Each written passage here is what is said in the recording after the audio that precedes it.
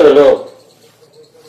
మన ప్రభువుడు రక్షకుడైన యేసుక్రీస్తు నామమున మీ అందరికీ నా యొక్క శుభాలు తెలియజేస్తూ ఉన్నాయి. మీరందరూ కూడా సంతోషంగా ఉన్నారు కదా? మీరు సంతోషంగా ఉండాలని, దీవెనికరంగా ఉండాలని, ఆశీర్వాదకరంగా ఉండాలని నా ఆశ, నా కోరిక, నా ప్రార్థన. ప్రతిరోజు దేవుని యొక్క పనివాడిగా, దేవుని యొక్క దాసునుగా, దేవుని యొక్క సేవకుడిగా మీ అందరి కొరకు నేను ప్రార్థన చేస్తూ ఉన్నాయి. ప్రార్థన చేయటము నా వంతు, కార్యము చేయటము ఆయన వంతు. ఆయన కార్యములు చెయ్యాలి అనంటే ముందుగా మనం ఏమి కలిగి ఉండాలి అనంటే ఆశ కలిగి ఉండాలి. ఆశతో మనము ప్రార్థన చేయాలి. మనుష్యుడి యొక్క జీవితంలో, మనుష్యుడి యొక్క ఆలోచనలో, మనుష్యుడి యొక్క జీవితాన్ని దేవుని యొక్క మాటలు అనగా దేవుని యొక్క మాటలు మనం వినాలి అని ముందుగా మనము ఆశతో ఎదురు చూడాలి. ఆశ గల ప్రాణాన్ని తృప్తిగల పరచగల దేవుడు మా దేవుడు. అయితే ప్రియమైన దేవుని యొక్క బిడ్డలారా, అపోస్తుడైన పౌలు సువార్తని ప్రకటించవలెనని ఆయన ఆశతో ఉన్నాడు. అపోస్తుడైన పౌలు దేవుని యొక్క సువార్తను, దేవుని యొక్క ఆజ్ఞలను, దేవుని యొక్క అద్భుత కార్యములను, దేవుని యొక్క ఆయన యొక్క ఆశీర్వాదాలను అపోస్తుడైన పౌలు ప్రకటింపవలెనని అతను ఆశతో ఎదురు చూస్తూ ఉన్నాడు. ఎదురు చూడడమే కాదు, ఆయన ప్రకటిస్తూ ఉన్నాడు. ఆయన ఆశతో ఉన్నాడు. ఆశతో ఉండి దేవుని యొక్క సువార్తను ప్రకటించటానికి ఆయన పంపబడిన వాడిగా ఇక్కడ మనకు కనబడుతూ ఉంది. అయితే ప్రియమైన దేవుని యొక్క కుమారుడులారా, కుమార్తెలారా, నీవయో నేనయో ప్రపంచములో ఉన్న ఆయనకి సంబంధించిన ప్రతి ఒక్క మానవాళమైన మనమందరము కూడా మనం ఏమి కలిగి ఉండాలి అనంటే ఆశ కలిగి ఉండాలి. నీ ఆశను నెరవేర్చబడాలి అనంటే నీవు మొట్టమొదటిగా నువ్వేమి చేయాలి అనంటే ప్రార్థన చేయమని ప్రభు సెలవిస్తూ ఉన్నాడు. అయితే అపోస్తుడైన పౌలు ఏమి కలిగి ఉన్నాడు ఇక్కడ అనంటే ఆశ కలిగి ఉన్నట్లుగా మనకి ఇక్కడ కనబడుతూ ఉంది. చూడండి, రోమీయులకు రాసిన పత్రిక 15వ అధ్యాయము 20 వచనంలో మనం చూసినట్లయితే అక్కడ కొన్ని సందర్భాలు మనకి కనబడుతూ ఉన్నాయి.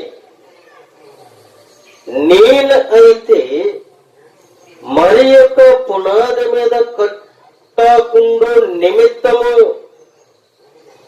ఆయనను గూర్చిన సమాచారం ఎవరికి తెలియబడలేదు, వారు చూతురనియు వినిన వారు గ్రహింతురనియు రాయబడిన ప్రకారము క్రీస్తు నామం ఎరగని చోట్లను సువార్తను ప్రకటింపవలెనని మిక్కిలి ఆశ గలవాడినై ఉండి అలాగున ప్రకటించి తిని అంటూ ఉన్నాడు. అపోస్తలుడైన పౌలు ఏమి కలిగి ఉన్నాడు అనంటే ఆశ కలిగి ఉన్నాడు. మిక్కిలి ఆశ గలవాడై ఉన్నాడు. ఎవరి మీద ఆశ కలిగి ఉన్నాడు అనంటే దేవుని మీద ఆశ కలిగి ఉన్నాడు. అధికారం మీద కాదు గాని, జనాంగం మీద కాదు గాని, ఎవరి మీద ఆశ కలిగి ఉన్నాడు అనంటే దేవుని మీద ఆశ కలిగి ఉన్నాడు. ఎవరికి ప్రకటించాలని ఆలోచన కలిగి ఉన్నాడు అనంటే క్రీస్తు ఎరగని చోట్లను, క్రీస్తు ఎరగని ప్రజలకును, క్రీస్తు ఎరగని చోట్లను సువార్త ప్రకటించవలనని ఆయన ఏం కలిగి ఉన్నాడు అంటే ఆశ కలిగి ఉన్నాడు. మిక్కిలి ఆశ కలిగి ఉన్నాడు.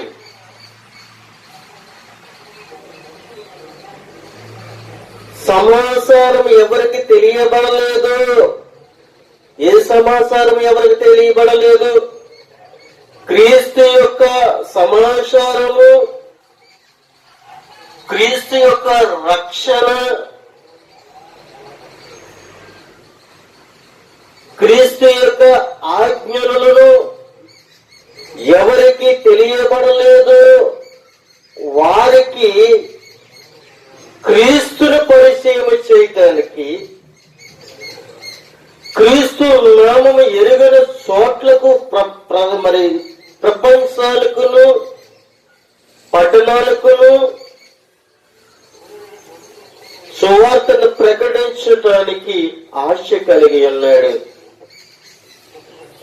మనమైతే ఏం చేస్తామో తెలుసా?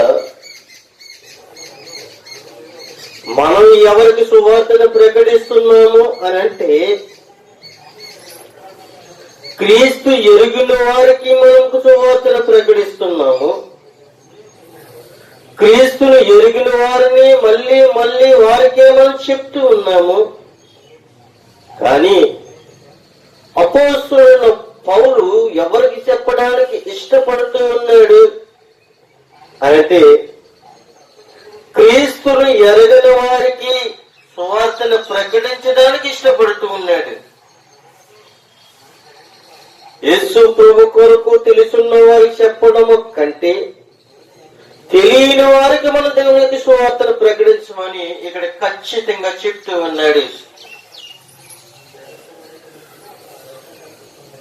అనేక మంది బోధకులు కావచ్చు, అనేకమైన సువార్తికులు కావచ్చు, అనేకమైన ప్రవక్తలు కావచ్చు, ఎవరైనా కావచ్చు, క్రీస్తు ఎరిగి ఉన్న వారికి సువార్తను ప్రకటించడము కాదు గాని క్రీస్తు ఎరగని వారికి మన దేవునికి సువార్తను ప్రకటించాలి. అందుకే అపోస్తలుడైన పౌలు ఏమి కలిగి ఉన్నాడు అనంటే మొట్టమొదటిసారిగా ఆయన ఆశ కలిగి ఉన్నాడు. తెలియని ప్రజలలోనికి వెళ్ళటానికి, తెలియని ప్రజలకు దేవుని యొక్క సువార్తను ప్రకటించడానికి, తెలియని ప్రాంతాలకు వెళ్ళడానికి, తెలియని ప్రదేశాలకు వెళ్ళడానికి, తెలియని మారుమూల ప్రాంతాలకు వెళ్ళడానికి అపోస్తలుడైన పౌలు ఒక తీర్మానం తీసుకున్నాడు. తీర్మానం తీసుకోక మునిపే ఆయన ఏమి కలిగి ఉన్నాడు అంటే క్రీస్తు పట్ల ఆశ కలిగి ఉన్నాడు. క్రీస్తు యొక్క ఆజ్ఞలను ప్రకటించాలని, క్రీస్తు ప్రేమను తెలియని వారికి ప్రకటించాలని, క్రీస్తు పట్ల ఉన్న ఆయన యొక్క మర్మములను బయలుపరచడానికి, తెలియపరచడానికి, ప్రకటించాలని అపోస్తలుడైన పౌలు ఇక్కడ మనకి బయలుపరుస్తూ ఉన్నాడు. 10 సంవత్సరాలలో రోమా సామ్రాజ్యంలో తూర్పు భాగం అంతటిలో మొదటి తరం సంఘ స్థాపకుడుగా దేవుని పౌలును ఉపయోగించుకున్నట్లుగా మనకి కనబడుతూ ఉంది. ఎందుకంటే తన పరిసర్య పాత నిబంధనలోను కొత్త నిబంధనలో కనబడినట్లుగా మనకి కనబడుతూ ఉంది. పాత నిబంధన ఆధారము చేసుకుని, కొత్త నిబంధన ఆధారము చేసుకుని యేసు క్రీస్తును ప్రకటించడానికి అపోస్తలుడైన పౌలు నిర్ణయించుకున్నట్లుగా మెస్సియా ప్రవచనాలను బట్టి ఇక్కడ మనకి తెలియపరుస్తూ ఉన్నాడు. అయితే ప్రియమైన దేవుని బిడ్డలారా, రోమన్ సామ్రాజ్యంలోని తూర్పు భాగములో పౌలు దేవుని కోసం చేసిన పని, అతడు త్వరగా రోమకు రాకుండా ఆపింది.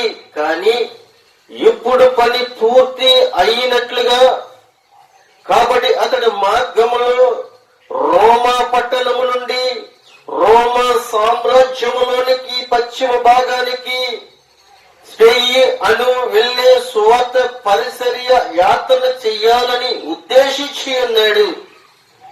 పౌలు అసలు ఎప్పటికైనా వెళ్ళడా అని గురించి భిన్నపు వాదాలు ఉన్నట్లుగా మనకి కనబడుతూ ఉంది.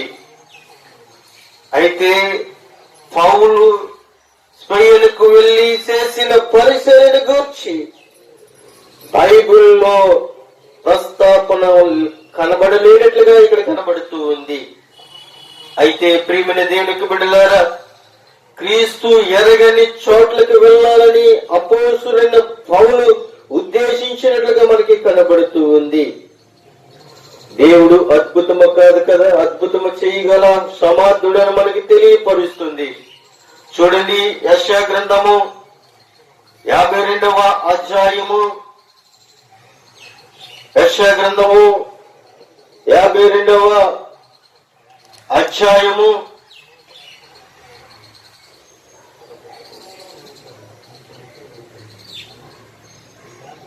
15వ వచనములో మనము చూసినట్లయితే అక్కడ ఒక సందర్భాన్ని ఒక మాటతో దేవుడు మనకి కళ్ళకు కట్టినట్లుగా మనకి చూపిస్తూ ఉన్నారు. అలాగే అతడు అనేక జనములను చిలకరించును, రాజులు అతనిని చూచి నోరు మూసుకునేందరు, తమకు తెలియబడని సంగతులను వారు చూచెదరు, తాము వినిన దానిని గ్రహింతురు అని ఇక్కడ మనకి దేవుడు బయలుపరుస్తున్నాడు. నిజమే, అనేక జనములను చిలకరించుచు అన్నమాట మనకి పుట్టినలో మనకి ఏం కనబడుతుంది? లేక జనములకు ఇస్మము పుట్టించినట్లుగా మనకి కనబడుతూ ఉంది. రాజు అతనిని చూసి నోరు మూసుకున్నట్లుగా అక్కడ కనబడుతూ ఉన్నారు. ప్రియమైన దేవుని బిడ్డలారా, రాజులు అతనిని చూసి నోరు మూసుకున్నట్లుగా, తెలియబడని సంగతులను వారు చూసేదరని, వినని దానిని గ్రహింతురని ఇక్కడ మనకి లేఖనాలు తెలియపరుస్తూ ఉన్నాయి. అయితే మొట్టమొదటిసారిగా అపోస్తలుడైన పౌలు ఏమి కలిగి ఉన్నాడు అనంటే ఆశ కలిగి ఉన్నట్లుగా మనకి తెలియపరుస్తున్నది. రెండోదిగా ఏం కలిగి ఉన్నాడు అపోస్తలుడైన పౌలు అంటే తెలియని ప్రజలకు సువార్తను ప్రకటించడానికి అపోస్తలుడైన పౌలు నిర్ణయించుకున్నట్లుగా మనకి తెలియపరుస్తూ ఉన్నాడు. నిజమే ప్రియమైన దేవుని బిడ్డలారా, తెలియని ప్రజల యొద్దకు మనం వెళ్ళాలి గాని తెలుసున్న ప్రజల యొద్దకు మనము వెళ్ళకూడదని ప్రభు తెలియపరుస్తూ ఉన్నాడు. మనమైతే తెలిసిన వారి యొద్దకే వెళ్తాం. మనము తెలిసిన వారి యొద్దకే వెళ్ళి వారికి మనం ఏం చెప్తూ ఉంటామంటే దేవుణ్ణి నమ్ముకోవడం చెప్తాం. దేవుణ్ణి నమ్ముకున్న వారికి మనం దేవుణ్ణి నమ్ముకోమని చెప్తూ ఉన్నాం. అపోస్తలుడైన పౌలు ఏమంటే నిర్ణయం తీసుకున్నాడు, తెలియని వారికి తెలియని ప్రజలకి సువార్తను ప్రకటించమంటే మనం తెలుసున్న వారికే సువార్తను ప్రకటిస్తున్నాం. పాటలు పాడే వారికే పాటలు పాడాలని చెప్తూ ఉన్నాం. దేవుణ్ణి నమ్ముకున్న వారిని దేవుణ్ణి నమ్ముకోమని చెప్తున్నాం. దేవుడి పట్ల స్వస్థత పొందుకున్న వారికి దేవుడి యొక్క స్వస్థతల కోసం మనం చెప్తూ ఉన్నాం. తెలుసున్న వారికి, తెలిసి ఉన్న ప్రజలకును, తెలిసి ఉన్న పట్టణాలకు వెళ్ళే మనం చెప్తూ ఉన్నాము. గాని తెలియని వారికి మనం సువార్తని ప్రకటించలేకపోతూ ఉన్నాం. అపోస్తలుడైన పౌలు దేవుని యొక్క పట్ల, క్రీస్తు పట్ల, మెస్సయ్య పట్ల ఉన్న బాధ్యతను ఒక తీర్మానంగా తీసుకున్నాడు. ఆశతో తెలియని ప్రజలకు సువార్తను ప్రకటించాలని ఒక తీర్మానం తీసుకున్నాడు. రెండవగా తెలియని ప్రజలకు దేవుని యొక్క సువార్తని ఎలా ప్రకటించాలో ఆయన నేర్చుకున్నాడు. మొదటి ఆశతో ఉన్నాడు. రెండవదిగా ఏమి కలిగి ఉన్నాడంటే ప్రజలకు సువార్తను ప్రకటించడానికి ఇష్టపడినట్లుగా మనము చూస్తూ ఉన్నాం. అయితే కొందరిని రక్షింపవలనని అందరికీ నిమిత్తము వాడనై ఉన్నాడు. అయితే ప్రజలను క్రీస్తు పట్ల రక్షించాలని ఒక తీర్మానం కలిగి ఉన్నాడు అపోస్తలుడైన పౌలు. ప్రియమైన దేవుని బిడ్డలారా, చూడండి, మొదటి కొరింథీ రాసిన పత్రిక 9వ అధ్యాయము 22వ వచనములో మనకి కనబడుతుంది, బలహీనులను సంపాదించుకొనుటకు బలహీనుడైతేనే. చూడండి, అపోస్తలుడైన పౌలు ఏమంటున్నాడు తెలుసా? ఇక్కడ బలహీనులైన వారిని సంపాదించుకొనుటకు.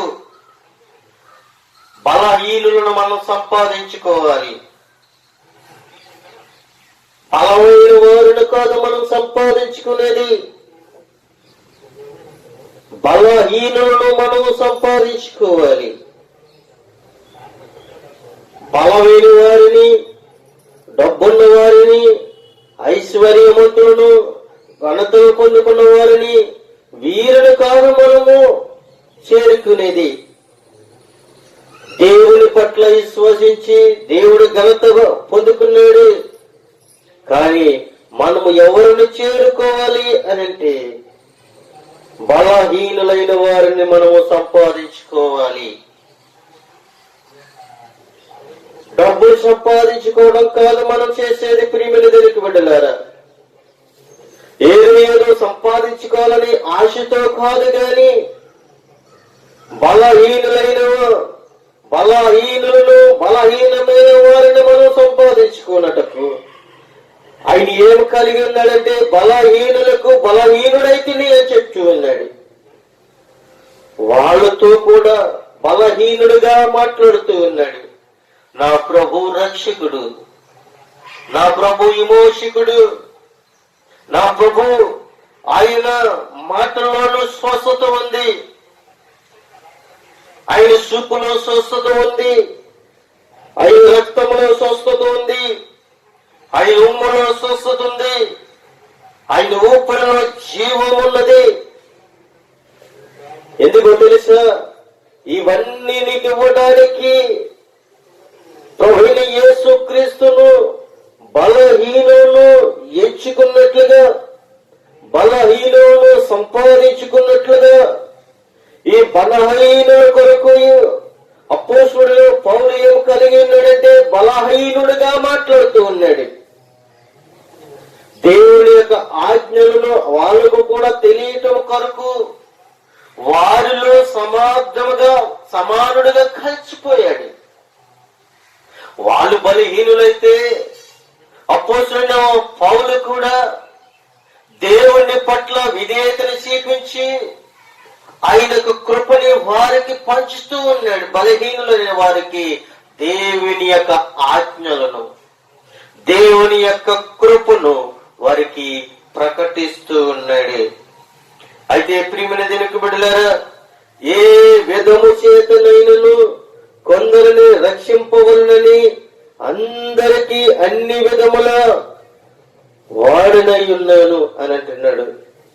ఏ విధము చేతనైనను కూడా, ఏ ఇబ్బందుల చేతనైనను, ఏ దుర్నీతి చేతనైనను, ఏ కక్ష చేతనైనను, ఏ మరి అసూయ చేతనైనను అక్కడ అపోస్తుడైన పౌలు ప్రకటించటం లేదు. గాని అక్కడ మతం ఎత్తలేదు, కులం ఎత్తలేదు, జాతి ఎత్తలేదు, రంగు ఎత్తలేదు, ఏమీ ఎత్తలేదు. గాని ప్రియమైన దేవుని బిడ్డలారా, కొందరిని రక్షింపవలనని అందరికీ అన్ని విధముల వాడనే ఉన్నాడు. వాళ్ళు సంతోషంలో ఉన్నప్పుడు అతడు సంతోషంగా మాట్లాడుతూ ఉన్నాడు. వాళ్ళు సోదరులు ఉన్నప్పుడు వాళ్ళ సోదరులు ఉన్న వారికి సోదరులు విడిపింపజేయడానికి ఆ బాధల్ని అతను పంచుకున్నాడు. స్వస్థతలు లేని వారికి స్వస్థతలు వారికి కలగలేనప్పుడు స్వస్థతలు చేకూర్చి వాళ్ళ బాధని అతను పంచుకున్నాడు. క్రీస్తు ప్రేమను తెలియని ప్రజలకు పంచుతూ ఉన్నాడు. నీవును నేను కూడా క్రీస్తు యొక్క ప్రేమను పంచాలి గాని, క్రీస్తు యొక్క తత్వాన్ని మనం పంచాలి గాని, క్రీస్తు యొక్క ఆజ్ఞలను మనము ప్రకటించాలి గాని, లేనిపోని మాటలు, కల్పితమైన మాటలు, కల్పన కథలు ఇవి కాదు మనము చెప్పేది. ప్రియమైన దేవునికి బిడ్డలారా, దేవునిని మనము బలహీనుడైన వారికి బలవంతుడైన దేవుణ్ణి మనం పరిచయం చేయాలి. రక్షణ లేని వారికి రక్షకుడైన యేసు క్రీస్తును వారికి మనం పరిచయం చేసినప్పుడు రక్షణ అనుభవంలోనికి వారు వస్తారు. అంతేది గాని మనం క్రీస్తును నమ్ముకున్న వారి యొద్దకు వెళ్ళి, క్రీస్తును అంగీకరించిన వారి యొద్దకు మనం వెళ్ళి మనము అనేకమైన విషయాలు మనం చెప్తే తెలిసిన వారికి మనం చెప్పడం కాదు, కానీ తెలియని వారికి మనం చెప్పటము మనము నేర్చుకోవాలి. ఎవరిని చూసి నేర్చుకున్నాడు అపోస్తలుడైన పౌలు అనంటే క్రీస్తు యొక్క ప్రేమను చూసి నేర్చుకున్నాడు. ఆ క్రీస్తు యొక్క ప్రేమ అపోస్తలుడైన పౌలు అనేక మందికి ఆ ప్రేమను పంచుతున్నాడు. ఆ ప్రేమను మనకు కూడా ఈ భారతదేశానికి తోమ అనే యొక్క ఈ యొక్క యేసు క్రీస్తు యొక్క అపోస్తలులలో ఒక వ్యక్తిగా మన భారతదేశానికి ఒక తోమ అనే యేసు క్రీస్తు యొక్క శిష్యుడు కేరళ ప్రాంతానికి వచ్చి మనకి సువార్తను ప్రకటించాడు. మన భారతదేశానికి మొట్టమొదటిసారిగా దేవుని యొక్క సువార్త ప్రకటింపబడి ఉన్నది అంటే అపోస్తలుడైన తోమ మన భారతదేశానికి మొట్టమొదటిసారిగా మిషనరీగా మన ప్రాంతానికి వచ్చి మన ప్రాంతంలో, మన కేరళ ప్రాంతంలో హెడ్ క్వార్టర్లో మన దేవుని యొక్క సువార్తని ప్రకటించాడు. అప్పుడు మనకి క్రీస్తు అంటే మనము తెలుసుకున్నాము. ప్రియమందరికి బిడ్డారు, ఒకప్పుడు క్రీస్తు కొరకు నాకు తెలియదు. క్రీస్తుని ఎలాగ వెంబడించాలో, క్రీస్తుని ఎలాగ ప్రకటించాలో, క్రీస్తును నా హృదయంలోనికి సొంత రక్షకుడిగా ఎలాగ ఆహ్వానించాలో నాకు తెలియదు. కానీ కొంతమంది దైవజనుల ద్వారా నేను తెలుసుకున్నాను. కొంతమంది దైవజనుల ద్వారా దేవుని యొక్క ప్రేమను నేను తెలుసుకున్నాను. తెలుసుకుని క్రీస్తును ప్రకటించడానికి నేను ఇష్టపడుతూ ఉన్నాను. క్రీస్తు యొక్క ప్రేమను తెలియక ముందు లోకములో ఉన్నాను, లోక నాదులతో ఉన్నాను, లోక సహవాసముతో ఉన్నాను. కానీ క్రీస్తును తెలుసుకున్నాను, క్రీస్తు ప్రేమను తెలుసుకున్నాను, క్రీస్తు యొక్క ఆజ్ఞలను తెలుసుకున్నాను, క్రీస్తు యొక్క మర్మములను తెలుసుకున్నాను, క్రీస్తు యొక్క స్వస్థ తెలుసుకున్నాను, నేను పొందుకున్నాను. నేను పొందుకున్న ప్రేమను అందరికీ తెలియజేయడం కొరకు దేవుని యొక్క సువార్తను ప్రకటించడానికి ఇష్టపడుతూ ఉన్నాను.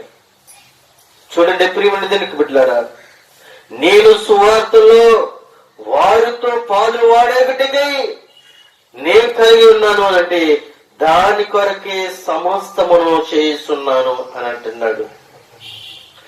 పందెపు రంగమందు పరిగెత్తు వారందరూ పరిగెత్తుదరు గాని ఒక్కడే బహుమానం పొందనని మీకు తెలియదా? నిజమే ప్రియమైన దానికి బిడ్డలారా, పందెములు అందరూ పరిగెడతారు. పరుగు పందెములు ఇంచుమించు 1 నుండి 12 వరకు అందరూ ఉంటారు, లేదంటే 12 నుంచి 20 వరకు అందరూ ఉంటారు, లేకపోతే 1 నుండి 24 వరకు అందరూ ఉంటారు. కానీ అందరిలో ఒకడే గెలుచుకుంటాడు. కానీ క్రీస్తు పందెములో అందరూ గెలుచుకోవాలని క్రీస్తు యొక్క తాపత్రము ఇక్కడ మనకి కనబడుతుంది. పందెపు రంగమందు పరిగెత్తుదము, అందరూ కూడా పరిగెత్తుదురు గాని ఒక్కడే బహుమానం పొందుకుంటాడు. చూడండి ప్రేమ బిడ్డలారా, క్రికెట్ అందరూ వాడతారు, ఆ టీము ఈ టీము వాడతారు ప్రేమ బిడ్డలారా, కానీ ఒకే ఒక టీం గెలుస్తుంది. ప్రపంచంలో అనేకమైన పందెములు ఉన్నాయి, కానీ ఒకటే గెలుస్తుంది. ఒక పొట్టేల పందెం వేసిన, మేకల పందెం వేసిన, పందుల పందెం వేసిన, కోడి పందాలు వేసిన ఏదో ఒకటి గెలుస్తుంది, కానీ 2 గెలవ ప్రియమైన బిడ్డలారా. కానీ ఇక్కడ దేవుడైన ప్రభువైన యేసు క్రీస్తు ఏం చెప్పినట్టు అందరూ గెలిపించాలని ఇష్టపడుతూ ఉన్నాడు. అందరి మీద ఆయన ప్రేమను కుమ్మరించాలని ఇష్టపడుతూ ఉన్నాడు. అందరి మీద ఆయన రక్షణ ఉండాలని ఇష్టపడుతూ ఉన్నాడు. అందరిలో యేసు క్రీస్తు యొక్క రక్తము ప్రోక్షింపబడాలని ఆయన ఇష్టపడుతూ ఉన్నాడు. అందరిలో దేవుని యొక్క ప్రేమను చూడాలని, అందరూ కూడా దేవుని యొక్క రాజ్యానికి వారసులు కావాలని, అందరూ దేవుని యొక్క పందెములో గెలవాలని ఆయన యొక్క పందెమును మనకి పెట్టాడు. అందుకే ప్రభువైన యేసు క్రీస్తు మనకి తెలియపరుస్తున్నాడు, పరుగు పందెములో అందరూ ఉంటారు గాని ఒక్కడే బహుమానం పొందుకుంటాడని చెప్తూ ఉన్నాడు. మీరు బహుమానం పొందినట్లుగా పరిగెత్తుడి. చూడండి ప్రియమిత్రులారా, ఎవడైనా కావచ్చు, నీవైనా కావచ్చు, నేనైనా కావచ్చు, ఎవరైనా కావచ్చు, పందెములు గెలవాలి అంటే ఆశతో మనం పరిగెత్తాలి. మొట్టమొదటిసారిగా మనుషులో ఏముండాలి అంటే ఆశ ఉండాలి. నేను గెలుస్తాననే ఒక ఆశ నీలో ఉండాలి, నేను గెలుస్తాననే ఒక నిరీక్షణ నీలో ఉండాలని ప్రభు సెలవిస్తున్నాడు. అందరూ నిలబడతారు ప్రియమైన బిడ్డలారా, నీలో విశ్వాసం ఉండాలి. నీలో విశ్వాసం ఉండాలంటే ముందు ఎవరు ఉండాలి అంటే నీకంటే ముందుగా ఒక క్రీస్తు ఉండాలి. క్రీస్తు యొక్క బహుమానం నీ పొందుకోవాలంటే క్రీస్తు జెండాని పట్టుకోమని ప్రభు సెలవిస్తున్నాడు. క్రీస్తు జెండా పట్టుకోవడమే కాదు, క్రీస్తు జెండాని నువ్వు వెగవేయాలి. క్రీస్తు జెండాని ఒక్కడిగా పట్టుకోవటం కాదు, క్రీస్తు జెండా ప్రతి ఒక్కరికి ప్రకటించాలి. క్రీస్తు యొక్క ప్రకటన, క్రీస్తు యొక్క రక్షణ, క్రీస్తు యొక్క ఆశీర్వాదం, క్రీస్తు యొక్క నమ్మకం, క్రీస్తు యొక్క ప్రేమ, క్రీస్తు యొక్క రక్షణ అన్ని కూడా నీవు పొందుకున్నట్లుగా అనేక మందికి పొందుకున్నట్లుగా మనం పంచాలి. అయితే ప్రియమైన దగ్గర బిడ్డలారా, పందెములో పోరాడువాడు ప్రతి వాడు కూడా అన్ని విషయములను మితముగా నుండును. వాడు క్షయ కిరీటము పొందుటకు, మనమైతే అక్షయ కిరీటము పొందుటకును మితముగా ఉన్నాము. కాబట్టి నేను గురు చూడవలనని పరిగెత్తుచున్నాను, గురు చూడవలని పరిగెత్తువాడును కాను. గాలికి కొట్టినట్లు నేను ఏమై ఉన్నాను అంటే పోట్లాడుట లేదు గాని, ఒకవేళ ఇతరులకు ప్రకటించిన తరువాత నేను భ్రష్టుడనైపోతానేమో అని నా శరీరమును నలగగొట్టుకుని దానిని లోపరుచుకొని ఉన్నానని అపోస్తుడైన పౌలు ఈ కొరింథీ సంఘానికి తెలియపరుస్తున్నాడు. మొట్టమొదటిసారిగా అపోస్తుడైన పౌలు ఏమి కలిగి ఉన్నాడు అంటే ఆశ కలిగి ఉన్నాడు. రెండవదిగా ఏం కలిగి ఉన్నాడంటే ప్రజలకు సువార్తను ప్రకటించాలని ఆశ కలిగి ఉన్నాడు. మూడవదిగా ఏమి కలిగి ఉన్నాడంటే పందెములో బహుమానము పొందుకోవాలని, ఈ బహుమానము అందరికీ ప్రకటింప చెయ్యాలని అపోస్తుడైన పౌలు మనకి తెలియపరుస్తూ ఉన్నాడు. ప్రియమైన దేవునికి బిడ్డలారా, ఎందుకంటే దేవుడు మన పట్ల అద్భుత కార్యములను, ఆశ్చర్య కార్యములను మనకి తెలియపరుస్తూ ఉన్నాడు. పౌలు చెప్పింది సరైనదా అని కొరింథీయులు తమ తామే విమర్శించుకోవాలని దేవుడు బయలుపరుస్తూ ఉన్నాడు. అయితే ప్రియమైన దేవునికి బిడ్డలారా, ఇంకొక మాట మనం చూసినట్లయితే ఆయన ఖచ్చితంగా మరి యొక్క మాట మనకి తెలియపరుస్తూ ఉన్నాడు. క్రీస్తు పట్ల అనగా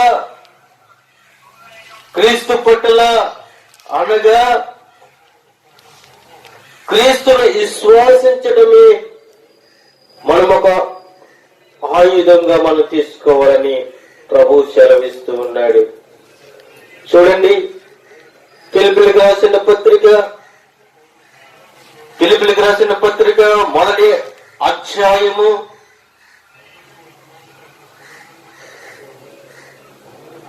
29-30 వచనంలో మనం చూసినట్లయితే అక్కడ ఒక మాట మనకి తెలియపరుస్తుంది. నా ఎడల మీ ఉపాసర్యములో ఉన్న కొంద కొదువను తీర్చుటకై అతడు తన ప్రాణమునైనను లక్ష్య పెట్టక క్రీస్తు యొక్క పని నిమిత్తము సావునకు సిద్ధమై ఉండెను. చూడండి ప్రియమైన దేవునికి బిడ్డలారా, అపోస్తలుడైన పౌలు ఏమి కలిగి ఉన్నాడంటే క్రీస్తు యొక్క పని నిమిత్తమును సావునికి సిద్ధమై ఉన్నట్లుగా కనబడుతూ ఉన్నాడు. ఎన్ని నిందలు వచ్చినా, ఎన్ని అవమానాలు వచ్చినా, ఎన్ని ఇరుకులు వచ్చినా, ఎన్ని శోధనలు వచ్చినా ఏం కలిగి ఉన్నాడు అంటే అతను మరణించడానికైనను అతను సిద్ధమై ఉన్నాడు. ఎందుకనంటే ప్రియమైన దేవునికి బిడ్డలారా, ఆయన ఒక తీర్మానాన్ని తీసుకున్నట్లు మనకి కనబడుతూ ఉన్నాడు. ఆయన ఒక తీర్మానాన్ని తీసుకున్నాడు. ఆయన ఒక తీర్మానాన్ని తీసుకుని ఆయన మార్గములను నడవడానికి ఇష్టపడుతూ ఉన్నాడు. అందుకే దేవుడు అద్భుతములను చేయువాడను, ఆశ్చర్యకార్యములు చేయువాడను అన్న విషయాన్ని మనకి దేవుడు బయలుపరుస్తూ ఉన్నాడు. ఎందుకనంటే ప్రియమైన దేవునికి బిడ్డలారా, ఆయన అద్భుతములు చేయువాడు, ఆశ్చర్యకార్యాలు చేయువాడు, ఆయా మరి కృపగల దేవుడని మనం నమ్మి విశ్వాసించి ఆయన సన్నిధిలో మనము సాగాలని ప్రభువు మనకి తెలియపరుస్తూ ఉన్నాడు. ఎందుకనంటే క్రీస్తు పట్లున్న అవగాహన మనలో లేకపోతే, క్రీస్తు పట్ల మనకున్న బాధ్యత మనలో లేకపోతే మనం ఏమైపోతామో తెలుసా? భ్రష్టులమైపోతామని దేవుడు బయలుపరుస్తున్నాడు. దేవుడు మన పట్ల భ్రష్టులు కాకుండా ఉండాలని ఆయన సంకల్పాన్ని మనకి తెలియపరుస్తూ ఉన్నాడు.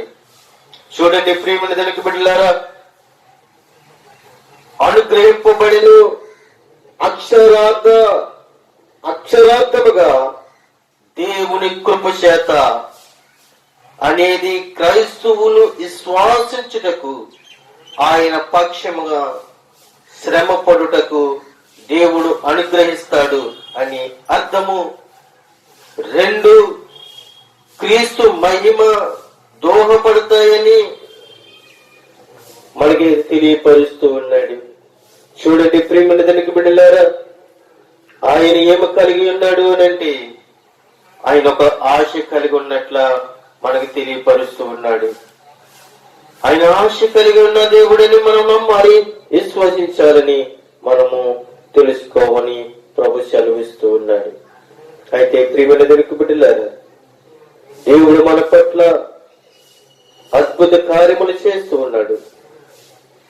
ఫిలిప్పీయులకు రాసిన పత్రిక మొదటి అధ్యాయము 29వ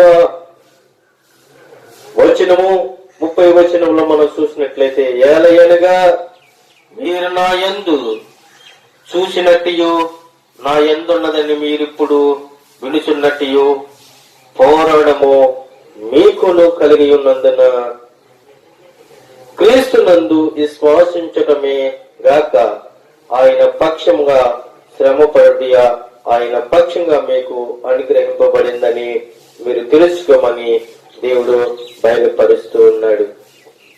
అయితే ప్రియమైన తెలుగు బిడ్డలారా, మనము చూసినట్లయితే, మరి ఒక మాట మనం చూసినట్లయితే ఇంకొక 2 విషయాలు మనకు కనబడుతున్నాయి.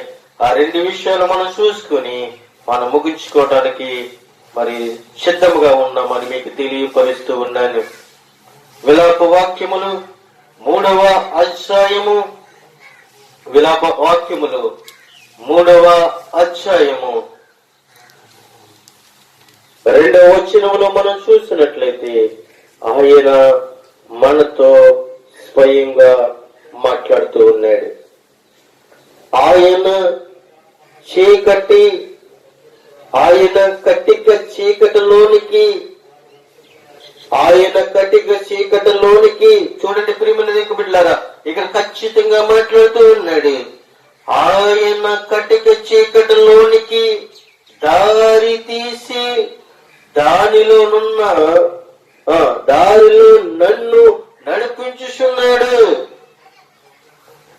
కటిక చీకటిలోనికి దారి తీసి దానిలో నన్ను నడిపించుతూ ఉన్నాడు.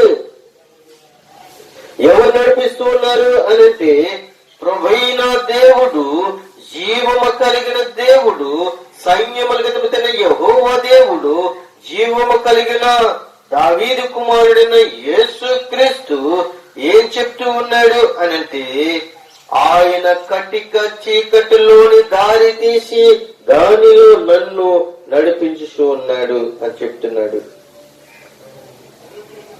కటిక చీకటిలో ఈరోజు నువ్వు తెలుసుకోవాల్సిన విషయం ఏమిటో తెలుసా? మనమందరము కూడా కటిక చీకటిలో నడిచి ఉన్నాం. కటిక చీకటిలో మనము ప్రేమించాం. కటిక చీకటిలో బానిసత్వంలో ఉండిపోయాం.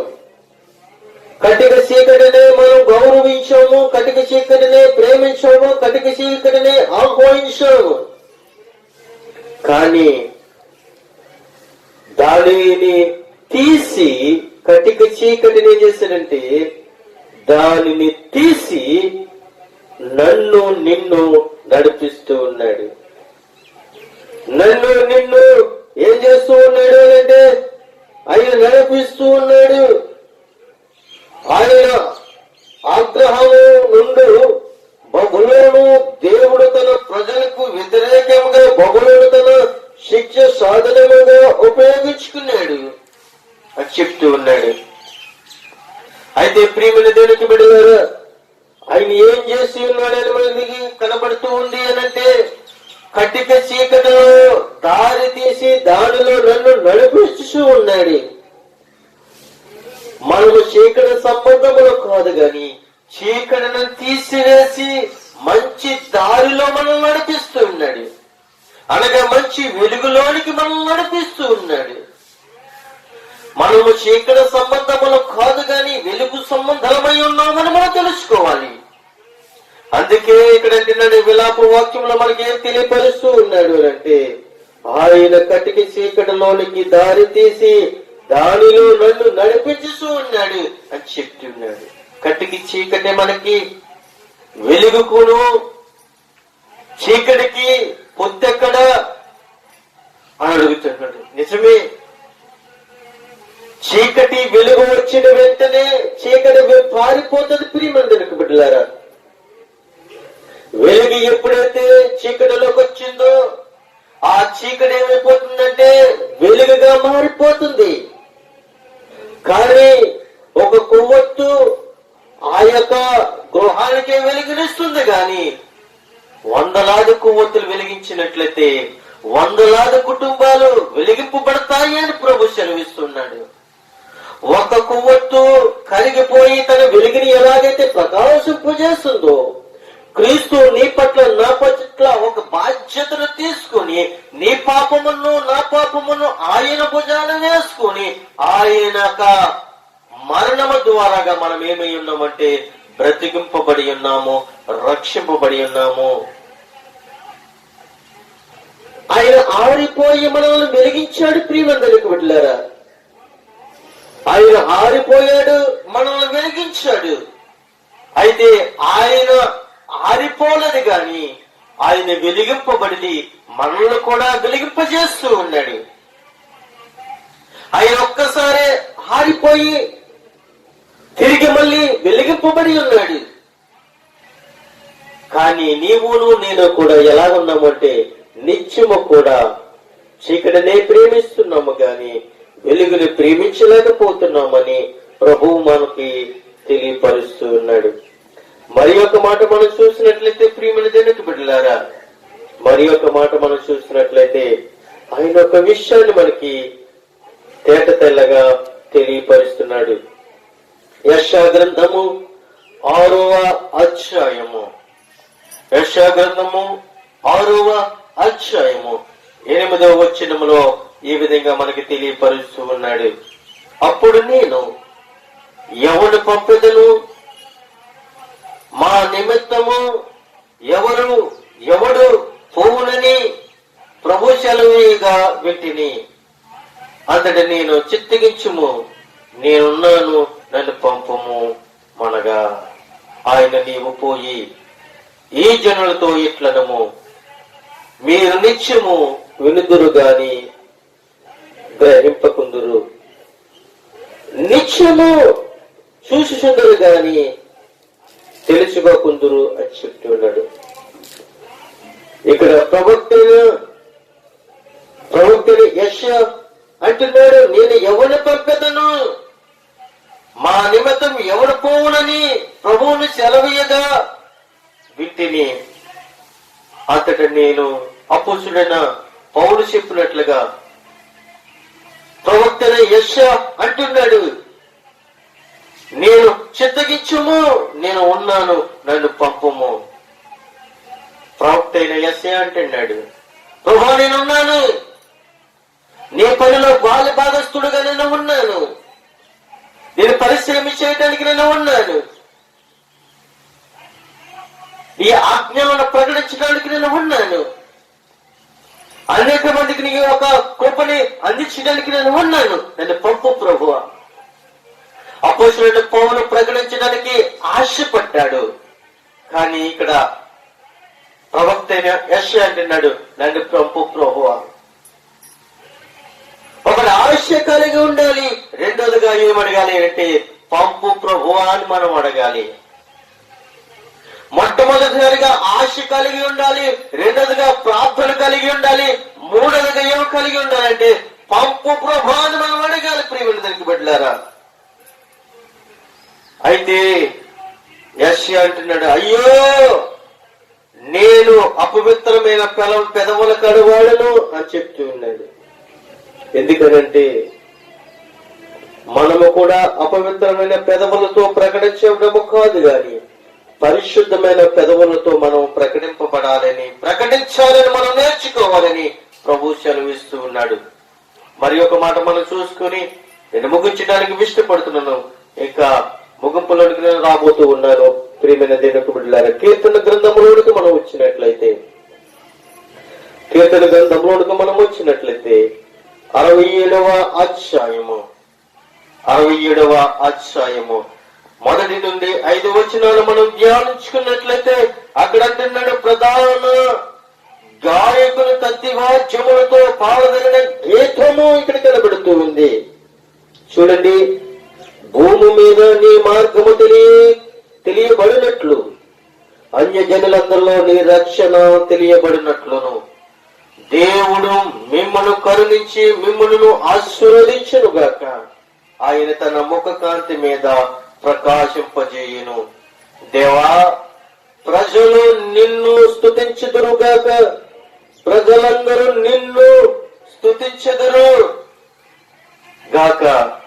న్యాయములను బట్టి నీ ప్రజలకు తీర్పు తీర్చుదు, భూమి మీద ఉన్న జనులను ఏదో జనములను సంతోషించు ఉత్సాహ ధ్వని చెయ్యును గాక.